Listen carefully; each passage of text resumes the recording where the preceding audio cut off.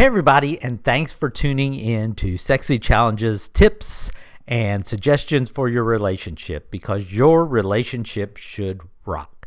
Today's topic is, how often should we be having sex, making love, having intimacy?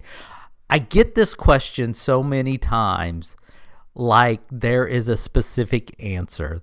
There is not a specific number of times that you should be making love. There is no golden number that makes your relationship better. The beautiful part about relationships is that they're all unique, they're all different. So that leads to a lot of different answers to this question. The main thing is, what works the best for your relationship. There is no set number. I can't give you a number and say if you have intimacy, if you have sex, if you are close to each other this many times, your relationship will be amazing, because we're dealing with two different people in every relationship, sometimes more, depending on your relationship, what kind of relationship you're having. But it takes a life of its own, and it has to be a combination of the two. So let's discuss something. Sex drive. Different people have different sex drives. Some people need a lot more sex. Some people need a lot less sex. It just depends on that person and the drive within them, their libido, some people call it, their horniness, whatever you want to call it. Everybody's is different. Now, that doesn't mean that it has to be one way or the other.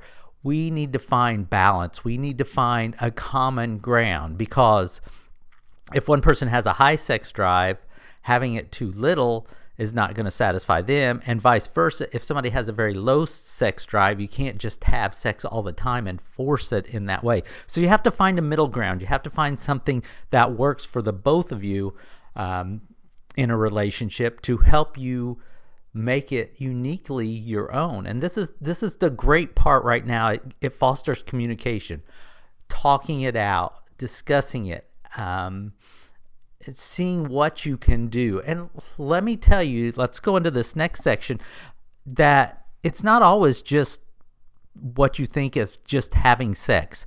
Being together and having pleasure is a form of sex. So if you have a high sex drive, you can, self-pleasure with your partner, and that is still like being intimate with each other. Your partner can self-pleasure you. You can do oral sex. You can do other sexual activities. That doesn't necessarily mean your partner's having sex with you, but in a way, they're being intimate with you. They're being present with you while you're having that pleasure. So that can take on a lot of forms, and it can help alleviate that stress between the penis and vagina sex, and that being the only way that you guys can have sex. So you need to open your minds and branch out a little bit and find amazing ways for the two of you to connect. And when you do that, you'll find that your relationship will start to grow and foster. When you can find those common grounds in your sex life, you will see amazing things start to happen. Both partners will be happy with what's going on. Both partners will be satisfied. Both partners will enjoy what they're doing. So there is a little give and take. I'm not going to say there's not, but that's the way all relationships work. So I know that doesn't answer a question of how many times should we be having sex. That is not a question that has an easy answer. So you have to dive into yourself. You have to have communication with your partner, and you guys can come up to the perfect solution as far as what you do. Doesn't always have to be, again, like I said, normal sex in that situation. You can find other ways to move around that to foster both sex drives and make your relationship rock like Sexy Challenges wants you to.